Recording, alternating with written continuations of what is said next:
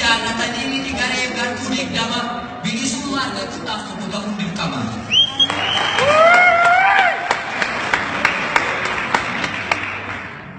Dirree yeeyyii guddetti wal facaasuun rakkoodha.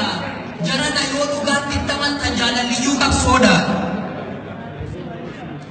Ilkaan socho'ee miti tulluyyuu ni buqqis nama tokkummaan kaatu. Wal qooddee wal oddeen moo laga ta'uu dhoomaani mandara keessaan baatu. Xiinxalii shallaquma shallaqi karaa kaabaatu jibbaa yoomuu gabrummaan darbu dhumni tuffii ni jibbaa. Dhugaa kana liqimsi otumanni si diduu quba wal qabuu malee quba walitti qabuun rakkoo furmaatan fidu.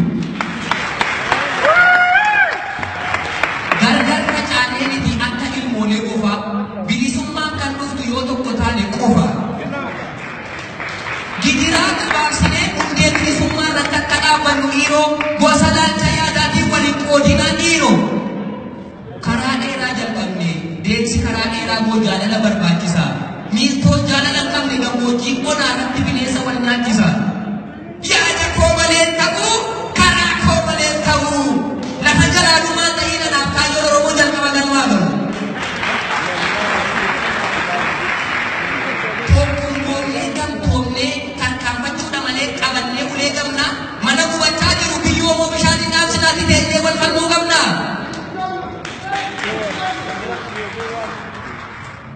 Oromoorraa qabu waanjoo yaaduuf rakkina dhimma garee gannaan tajjii booda darbina. Gadi taa'ii lakkaa'ii qeerroo diinni rasaasaan daandii gubbaatti qale. Kan shawaaf du'e hin jiru, kan jimmaaf du'e hin jiru Oromiyaadhaaf malee.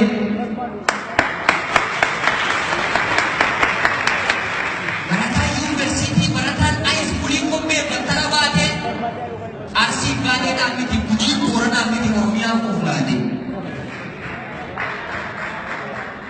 Qabsaa'aa boonni meeqaa kan lubbuun isaa dhaabiitti akka margaa dheedame. Walloo kamisee miti ilubbaa booraaf miti Oromoof wareegame. Hayyuu beekaa meeqaa taphni karreef isaan lawwaala dhabee waraabessa afaan bu'e. Wallaggaa ta'ee miti Harargee ta'ee miti Oromoo ta'ee du'e.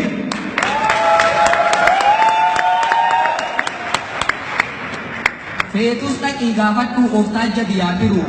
Kan goodidhaaf hidhame qiliintoo keessa hin jiru. Otuu caba isaanii deemnee du'a isaanii jiraannu qarriffaa gandummaatiin galfata seenaa nyaannu. Fedhii dhuunfaa awwaallee yoo dhaabanne gam tokko dhiigni wareegamtootaa nu gaafatti bar tokko. Turmee nuyi. Bubbee ganama qursee galgala darbu faana ajandaa ormi uumuu maaliidhaaf yaa'ii taana. Waraabessi fayyaan tokko harree duutuu yoo argise viidiyoo isaa waraabee feesbuukii irratti maxxansu maaluma nu rakkise.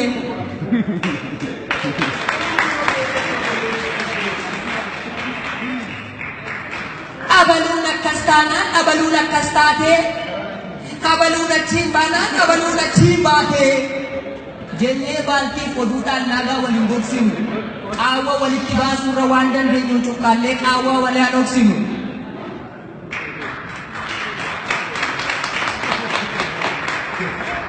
Ngoyyoo nu bira koo arra saffuma qaataa diinni wal nu qabsiiseetu yommuu nuti foon taanu qophaa keenya nyaata. Kaayyoo nabaluu buddeenaa kaayyoo nabaluu birriidhaa. Isheen kaan hunduun sobdii qabsoon kan koosirriidha. Jennee gungumaa yaanu shantamatti waliraa beekaa yoo barbaaddan immoo qabsoon inni dhugaa sun as miti biyya jira.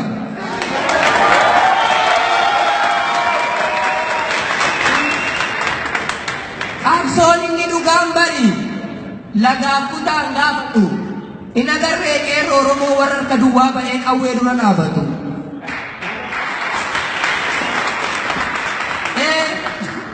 Qabsoon inni dhugaan bari amantii kutaan gaafatu.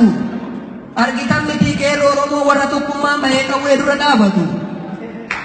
Waliigalaa fira koo yoo waliigallee qofa kaayyoo tachi darbina. Gabrummaa jala taa'anii wal gabroomsuu salphina.